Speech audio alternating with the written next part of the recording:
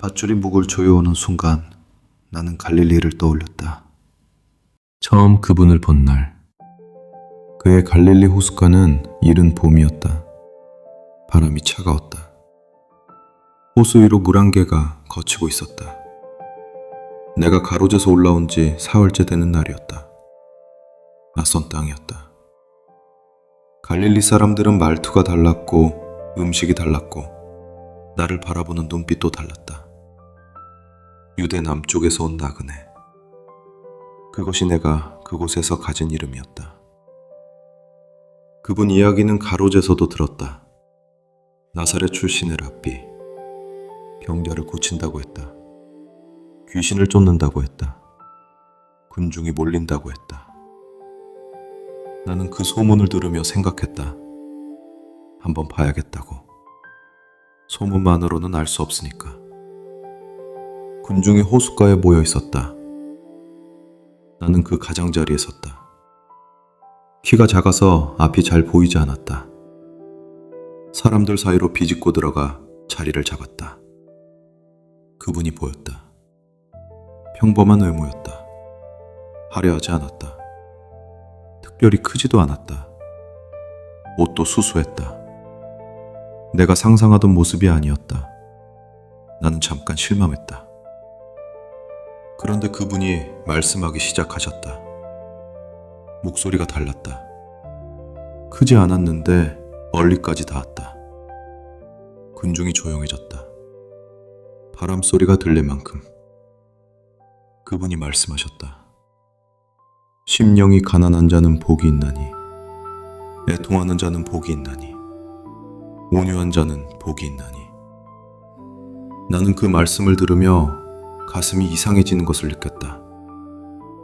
논리가 아니었다. 설득이 아니었다. 그냥 사실처럼 들렸다.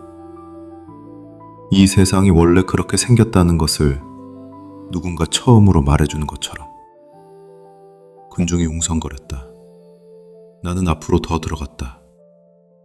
말씀이 끝나고 군중이 흩어지기 시작했다. 나는 움직이지 않았다.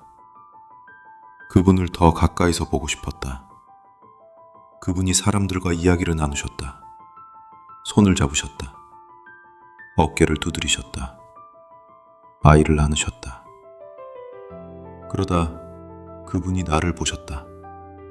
군중 속에서 아무것도 아닌 나를. 나는 그 눈빛 앞에서 멈췄다. 뚫어지게 보셨다. 끝까지. 불편할 만큼 오래. 마치 내가 무엇을 원하는지, 무엇을 두려워하는지, 무엇을 숨기고 있는지 다 알고 계시는 것처럼. 나는 눈을 피하지 않았다. 그분이 말씀하셨다. 따라오너라. 두 마디였다. 설명이 없었다. 이유가 없었다. 어디로 가자는 말도 없었다. 그냥 따라오너라.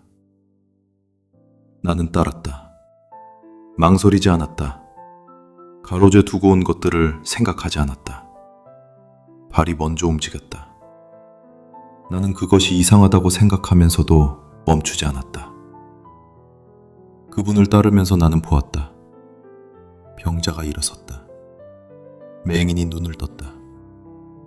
귀신 들린 자가 제정신을 찾았다. 죽은 나사로가 무덤에서 걸어 나왔다. 나는 그것들을 눈으로 보았다. 손으로 만질 수 있는 것들이었다. 그리고 알았다. 이 사람이다. 이분이 이스라엘을 일으킬 사람이다. 이 힘으로, 이 권위로, 이 군중을 등에 업고 왕이 되실 것이다. 로마를 몰아내실 것이다. 이스라엘이 다시 설 것이다. 나는 그 믿음으로 걸었다. 12 제자 중 돈꾀를 맡은 것도 나였다. 나에 대한 신임이었다. 나는 그것이 시작이라고 생각했다. 왕이 세워지면 재물을 맡은 자가 가장 가까운 자리에 있을 것이다. 나는 그 자리를 원했다. 부끄럽지 않게 원했다. 그것이 내가 그분을 따른 이유였다. 그분이 누구인지 알아서가 아니라 그분이 무엇을 할 것이라고 믿었기 때문에. 밧줄이 더 조여들었다. 발 아래 허공이었다. 호숫가의 그 아침이 눈앞에 있었다. 물 한 개, 차가운 바람, 두 마디. 따라오너라. 나는 따랐다. 그리고 끝내 알지 못했다. 나는 그분이 왕이 될 줄 알았다.